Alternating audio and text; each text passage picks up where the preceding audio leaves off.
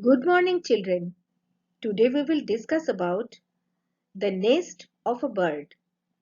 A bird's nest is the spot in which a bird lays and incubates its eggs and raises its young ones. Birds build nests to lay their eggs in and keep them safe, to incubate their eggs, to raise their chicks, to protect their eggs and chicks from predators, to protect their eggs and chicks from adverse weather conditions. Different species of birds build different types of nests.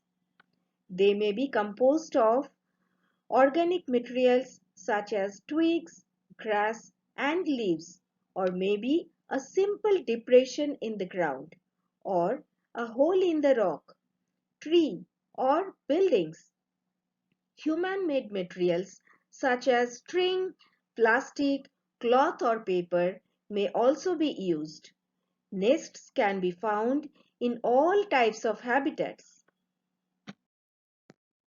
Making of a home. Usually, the female builds the nest and the male bird helps her, whereas in some species, the male builds the nest and the female helps.